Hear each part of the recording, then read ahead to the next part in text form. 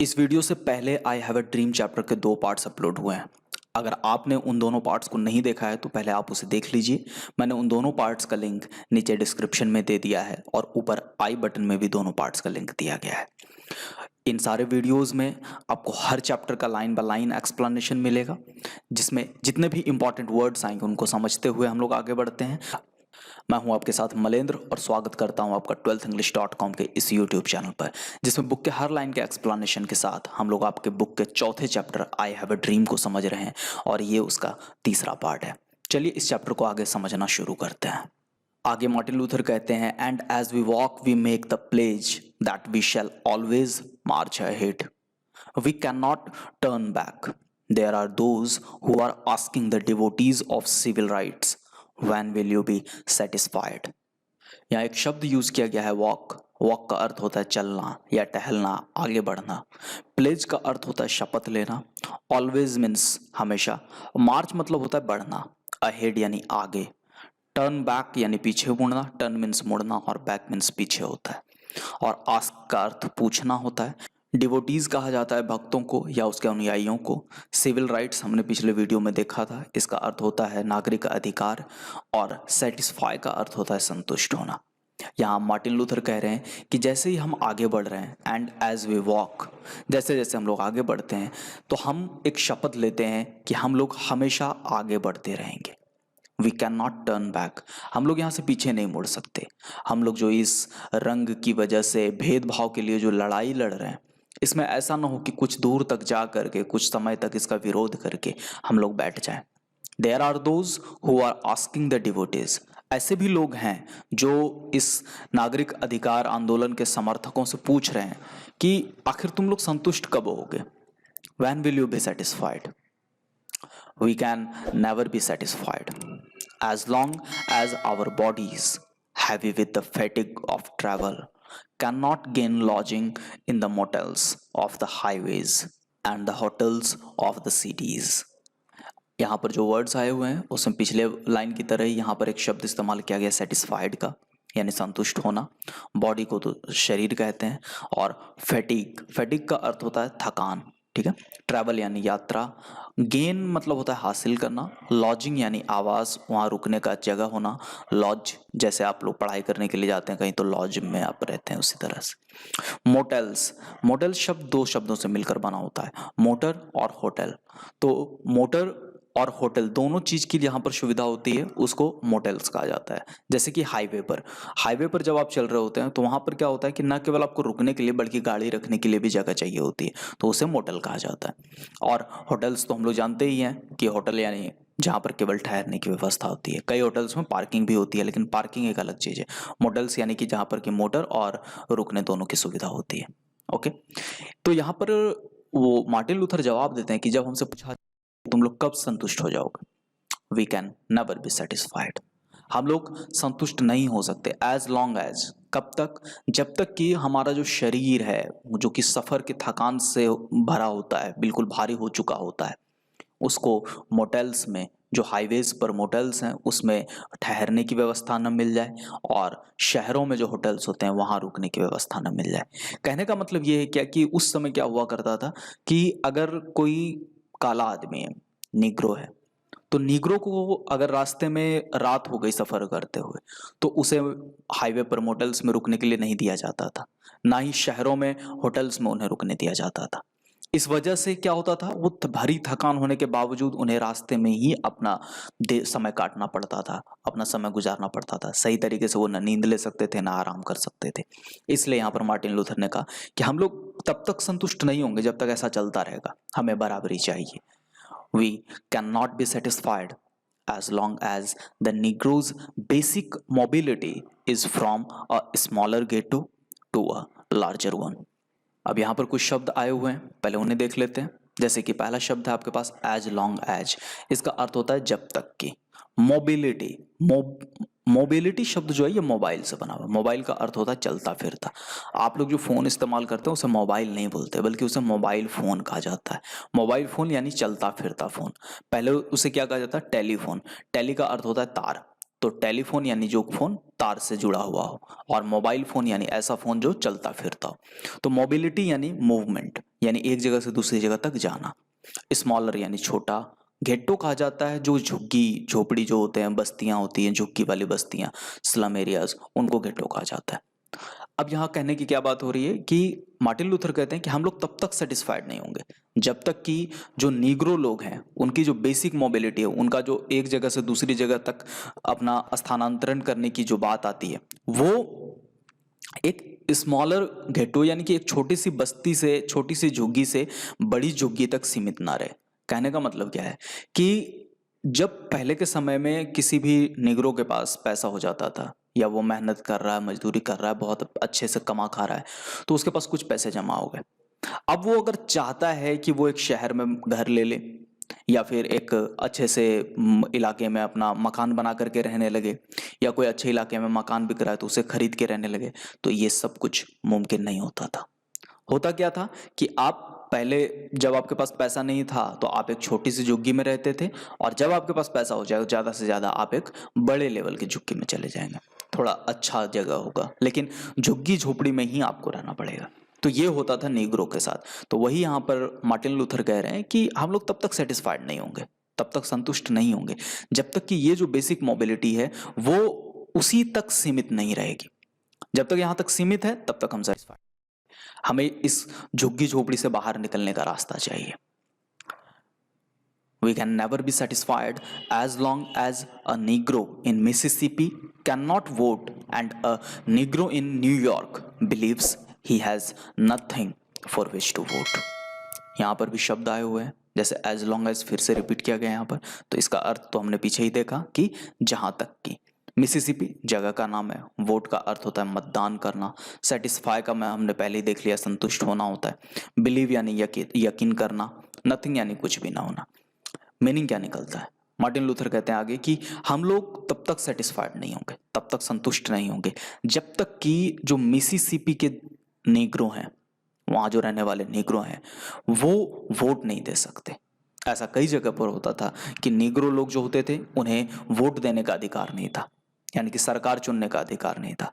And a negro in New York, और जो New York के निग्रो थे, न्यूयॉर्क में रहने वाले, believes he has nothing for which to vote.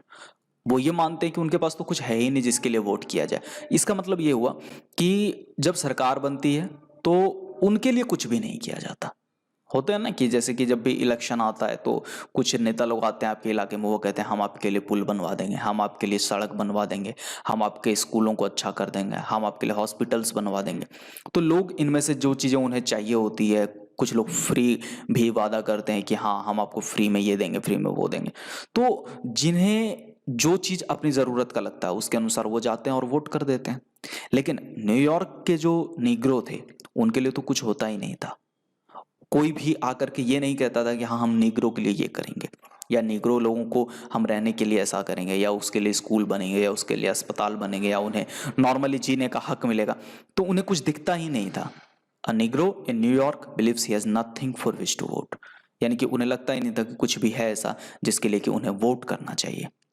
No no, we are not satisfied and we will not be satisfied until justice rolls down like water and righteousness like a mighty stream। यहाँ पर फिर से satisfied शब्द आया हुआ है। Satisfied यानी संतुष्ट, जस्टिस यानी न्याय हमने पहले देखा, रोल्स डाउन, रोल डाउन का अर्थ होता है बहना, बिल्कुल पानी की तरह, और राइटियसनेस, राइटियस का अर्थ होता है जो कि नीति परायण होता है, जो सही होता है उसके साथ खड़ा होता है, जो गलत होता है उसके लिए गलत बोलता है वो। और राइटियसनेस का अर्थ होता है नीति परायणता, यानी कि जो नीति कहती है जिससे कि सबका भला हो, जो बिल्कुल नीति परक हो, उसके अनुसार बात करना। माइटी यानी ताकतवर, और स्ट्रीम यानी धार।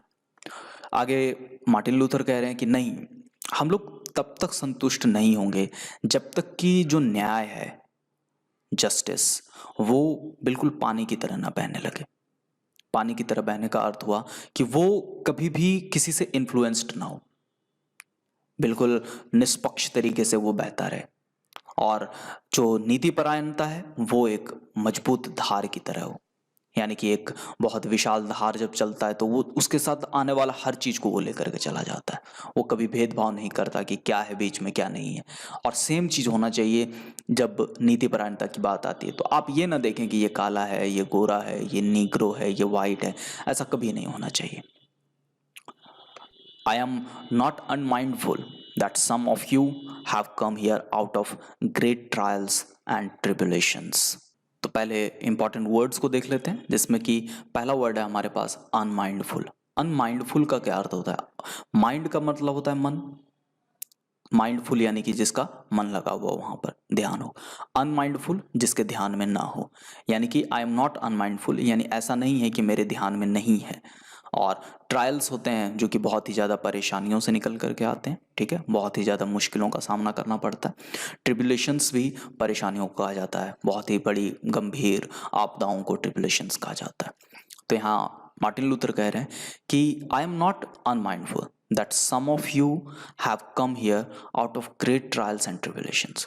यानी कि मैं इस चीज को भली भांति जान रहा हूं, ऐसा नहीं है कि मैं इस चीज से परिचित नहीं हूं कि आप में से कई लोग बहुत सारी मुश्किलों का सामना करके यहां आए हुए हैं। some of you have come fresh from narrow cells, some of you have come from areas where your quest for freedom left you battered by the storms of persecution and staggered by the winds of police brutality।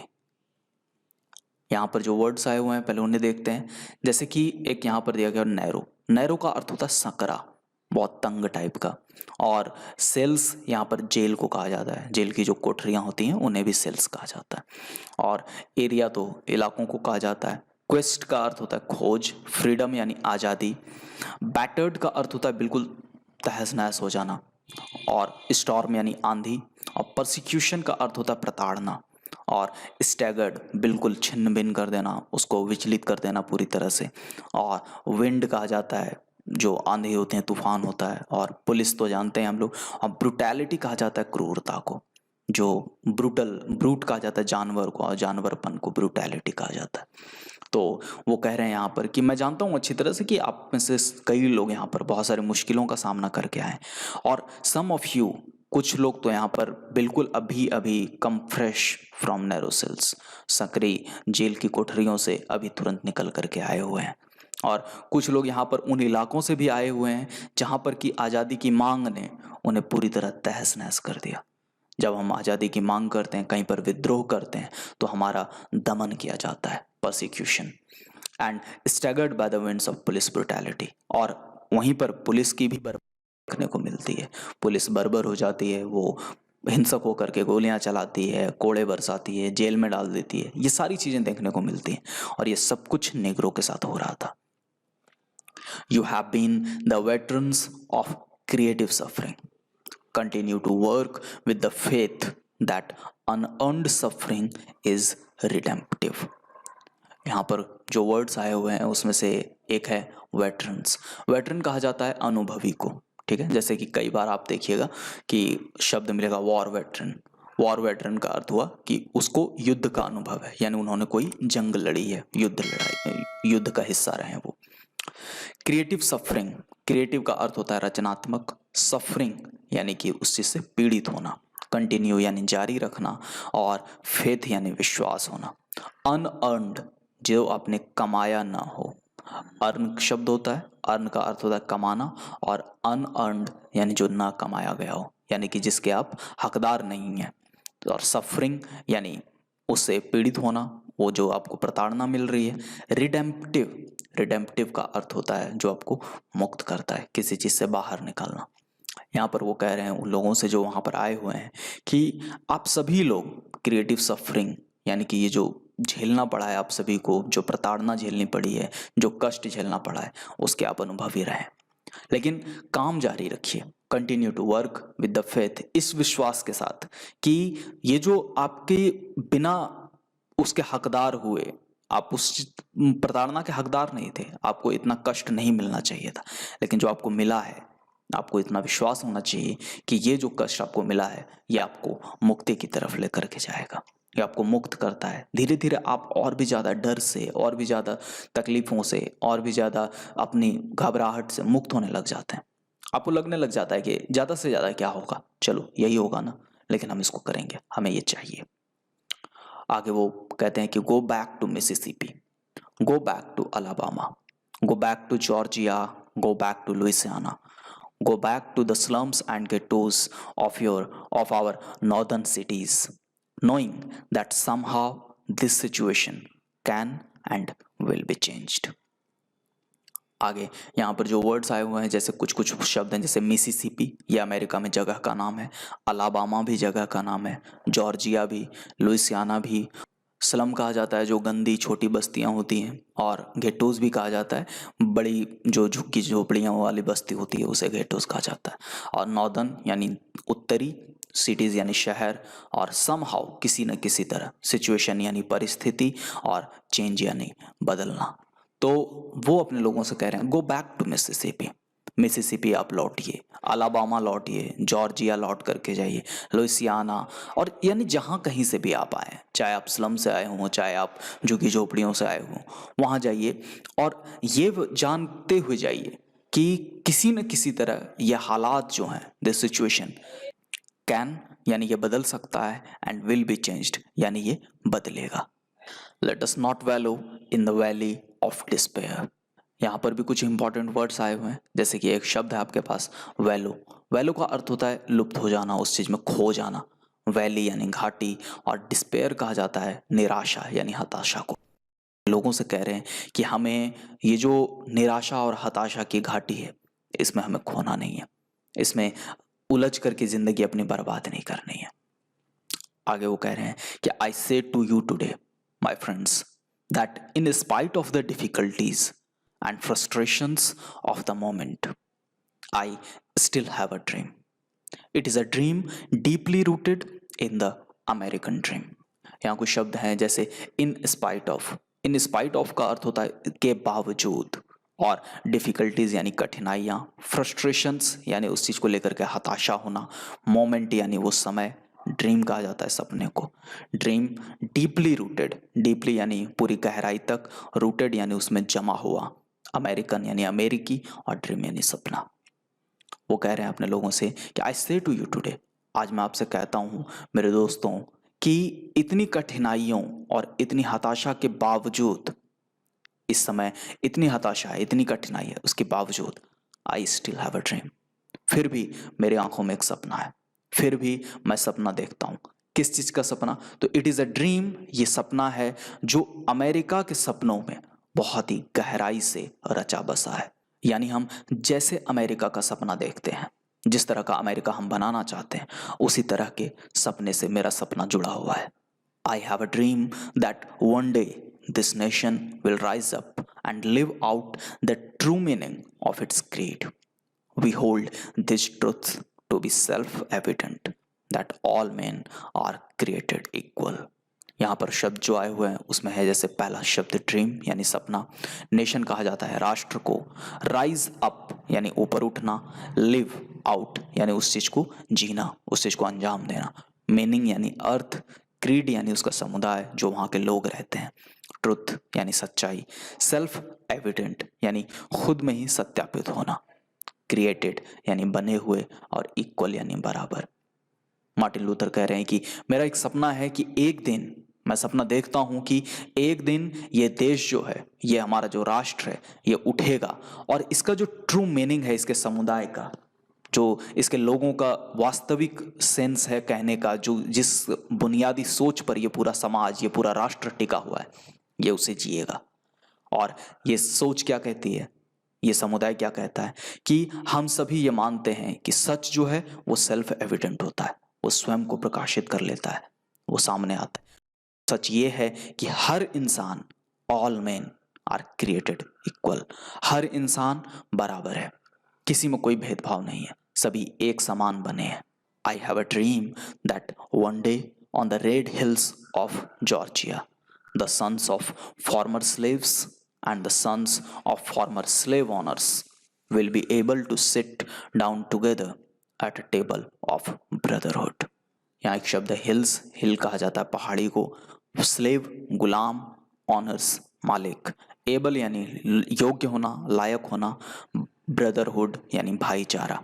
यहाँ Martin Luther कह रहे हैं कि मेरा एक सपना है कि एक दिन, मैं ये सपना देखता हूँ कि एक दिन रेड हिल्स जो हैं जॉर्जिया की, वहाँ के जो पुराने स्लेव्स के जो बेटे हैं, पुराने समय के जो गुलाम थे उनके जो बेटे हैं, और उन गुलामों के जो मालिक हुआ करते थे उनके बेटे, यानी गुलामों के भी बेटे और उन गुलामों के मालिक के बेटे, वो सभी एक साथ जरूर बैठेंगे भाईचारे की मेज पर। यानी एक समय आएगा जब गुलाम और उसके मालिक, उनके जो बेटे हैं, उनके जो बेटे बेटियां हैं, वो सभी भेदभाव को खत्म करके एक साथ रह रहे होंगे। I have a dream that one day even the state of Mississippi, a desert state sweltering with the heat of injustice and oppression, will be transformed into an oasis of freedom and justice. यहाँ पर जो शब्द आया हुआ है Mississippi, ये जगह का नाम है। डेजर्ट कहा जाता है स्वेल्टरिंग यानी उससे तपना, हीट यानी गर्माहट और गर्मी, और इनजस्टिस यानी अन्याय, ऑपरेशन कहा जाता है उसको दबाना, उसका दमन करना, ट्रांसफॉर्म यानी परिवर्तित हो जाना, ओएसिस, ओएसिस कहा जाता है जब किसी रेगिस्तान में आपको कोई हरियाली वाला जो जगह दिखता है उसे ओएसिस कहा जाता है। फ्रीडम यानी आज़ादी और जस्टिस यानी न्याय। मार्टिन लूथर कहते हैं कि मैं सपना देखता हूं कि एक दिन यहाँ तक कि मिसिसिपी स्टेट भी, जो कि बिल्कुल रेगिस्तान हो चुका है, जहाँ के अन्याय की गर्मी से बिल्कुल तप रही है वो जमीन, जहाँ की दमन इतना ज़्यादा है कि वो रेगिस्तान बन चुका है, वो भी ट्रांसफॉर्म हो जाएगा, बदल जाएगा। किस चीज़ में? एक ओएसिस में। किस चीज़ में? एक बहुत ही ऐसी हरियाली में कि जैसे किसी रेगिस्तान में एक हरियाली वाली जगह मिल जाए, कितना सुकून वाला दृश्य होता होगा। और वो हरियाली वाली जगह जो ओएसिस होगा वो किस चीज़ का होगा? आज़ादी होगी उसमें, उसमें न्याय होगा, उसमें सभी लोगों को बराबरी का हक दिया जा रहा होगा। I have a dream that my 4 children will one day live in a nation where they will not be judged by the color of their skin, but by the content of their character. यहाँ वो कहते हैं जैसे जज का अर्थ होता है उसको आंकना, ड्रीम यानी सपना, नेशन यानी राष्ट्र, स्किन यानी उनका चमड़ी जो होता है, और कैरेक्टर गुण, कंटेंट यानी उसका जो सामान है। यहाँ मार्टिन लूथर कह रहे हैं कि मैं सपना देखता हूँ कि मेरे जो 4 बच्चे हैं, एक दिन ऐसा समय आएगा कि इस देश में वो अपने चमड़ी के रंग की वजह से नहीं, कि रास्ते में जा रहे हैं तो वो काले हैं तो उसके आधार पर उन्हें जज किया जाए, उन्हें आंका जाए, या फिर वो गोरे हैं तो उन्हें आंका जाए, बल्कि उनके कैरेक्टर, उनके चरित्र के आधार पर उन्हें आंका जाएगा। यानी कि वो काले हों या गोरे हों, अगर वो शिक्षित हैं तो उन्हें सम्मान मिलेगा, अगर वो लायक हैं तो उन्हें ज़रूर इज्जत मिलेगी समाज में, अगर उनके साथ अन्याय हुआ है तो उन्हें बिल्कुल बराबरी का उनके साथ इंसाफ होगा। तो ये सब कुछ होगा, और ये जो रंग के आधार पर, वर्ण के आधार पर जो भेदभाव है वो खत्म जरूर। आई have a dream today, I have a dream that one day the state of Alabama, whose governor's lips are presently dripping with the words of interposition and nullification, will be transformed into a situation where little black boys and black girls will be able to join hands with little white boys and white girls and walk together as sisters and brothers.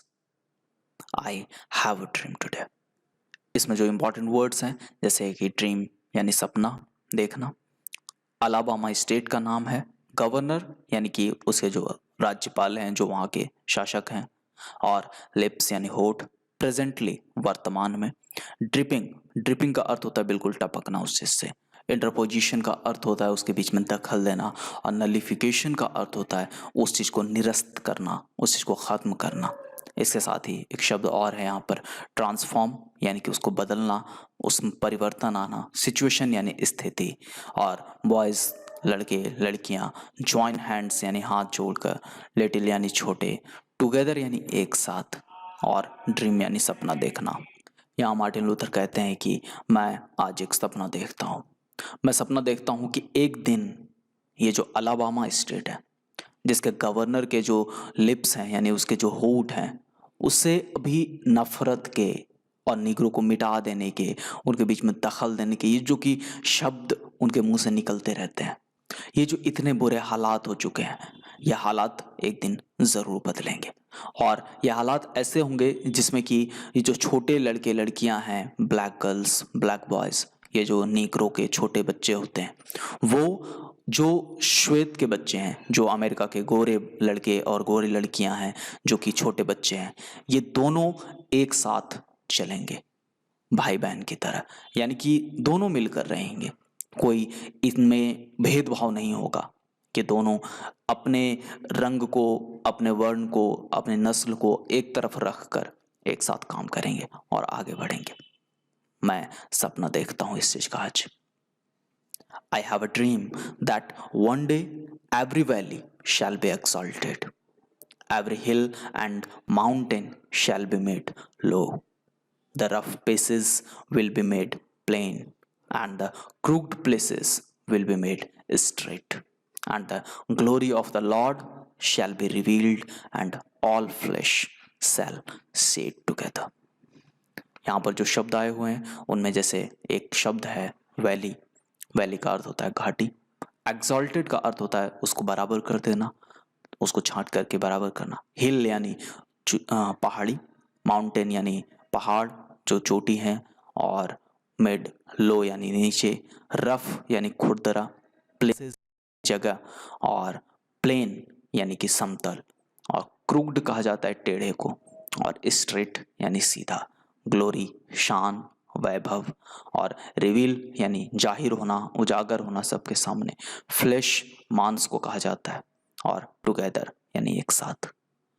मैं सपना देखता हूं कि एक दिन हर घाटी को भर दिया जाएगा, हर पहाड़ी, हर ऊंचाई, हर चोटी जो है हमारे बीच में आ रही है उसे नीचे कर दिया जाएगा, और जितने भी ये जो खुरदरे जगह बन गए हमारे बीच वो सभी समतल कर दिए जाएंगे, और जो रास्ते टेढ़े हो गए हैं हम उन्हें सीधा कर लेंगे।